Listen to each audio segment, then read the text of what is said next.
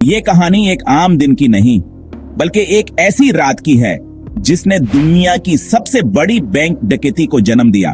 2016 की 10 जुलाई की बात है, जब दो आदमी ताइपे के एक बैंक के अंदर जा रहे थे।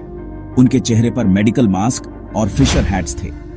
उनमें से एक आदमी गेट के पास खड़ा होकर निगरानी करता है, जबकि दूसरा एटीएम के सामने खड़ा होता है। लेकिन वो एटीएम से पैसे नहीं निकालता और ना ही उसे तोड़ने की कोशिश करता है। वो बस इंतजार करता है। तभी एक अजीब घटना घटती है। एटीएम अचानक नोट उगलने लगता है। उस आदमी को सिर्फ पैसे इकट्ठा करने होते हैं। तभी वहां एक अनजान व्यक्ति आ जाता है, जिसे देखकर वो दोनों आदमी वहां से तुरंत चले जाते हैं। वो अनजान व्यक्ति उस पैसे को वहीं पड़ा हुआ देखता है। इस तरह उसने अनजाने में एक बड़ी चोरी के बीच कदम रख दिया। जबकि वो दो लोग अपना काम कर रहे थे, वैसे ही 20 अन्य लोग दूसरे ब्रांचों में भी ऐसा ही कर रहे थे। यह घटना एक बड़ी और संगठित योजना का हिस्सा थी, जो 2 साल तक चली। इसने वैश्विक वित्तीय प्रणाली को हिलाकर रख दिया। 30 से ज्यादा देशों के 100 से ज्यादा बैंकों से लगभग $1 बिलियन की चोरी हुई। इसे इतिहास की सबसे बड़ी बैंक चोरी में से एक माना जाता है, जो कार्बनैक नामक हैकर्स के ग्रुप द्वारा अंजाम दी गई थी। इस ग्रुप का नेतृत्व एक रहस्यमयी मास्टरमाइंड कर रहा था। लेकिन उस रात ताइपे में उन्होंने एक बड़ी गलती की, जिसकी उन्हें भारी कीमत चुकानी पड़ी। कार्बनैक ग्रुप ने ऐसा कैसे किया? यह जानने के लिए कहानी को 2014 में ले चलते हैं। 8 अप्रैल का दिन था, जब यूक्रेन के एक बैंक में काम करने वाला मैक्सिम अपने कंप्यूटर पर बैठा था। उसने एक ईमेल खोला, जो उसके साथ ही सर्गेई ने भेजा था। उसमें एक वर्ड डॉक्यूमेंट अटैच था। मैक्सिम ने उस फाइल को खोल लिया और अपने काम में लग गया। लेकिन उसे अंदाजा भी नहीं था कि उसने अपने बैंक के लिए एक बड़ा खतरा खोल दिया था।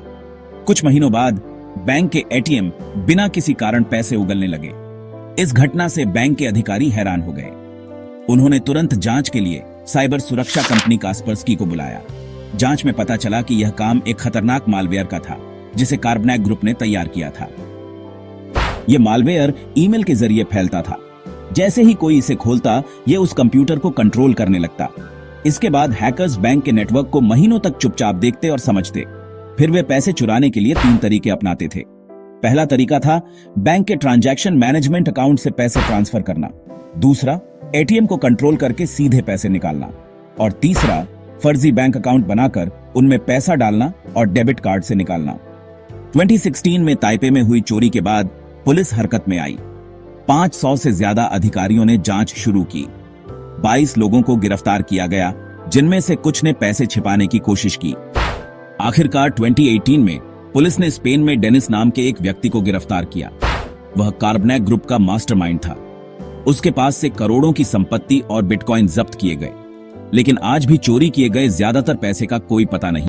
ये कहानी सिर्फ एक बैंक डकैती की नहीं, बल्कि साइबर जराइम की खतरनाक हकीकत को समझने की है।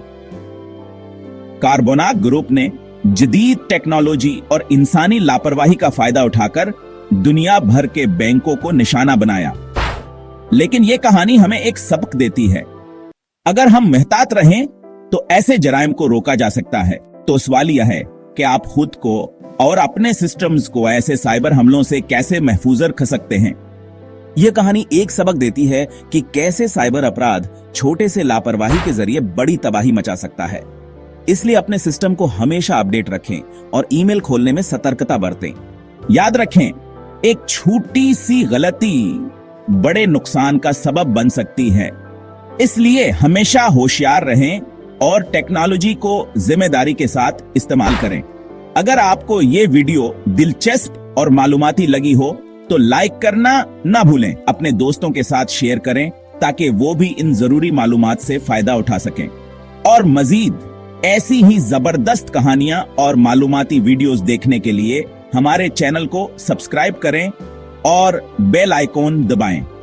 आपकी एहतियात और हमारी मालूमात दोनों मिलकर दुनिया को महफूज बना सकते हैं।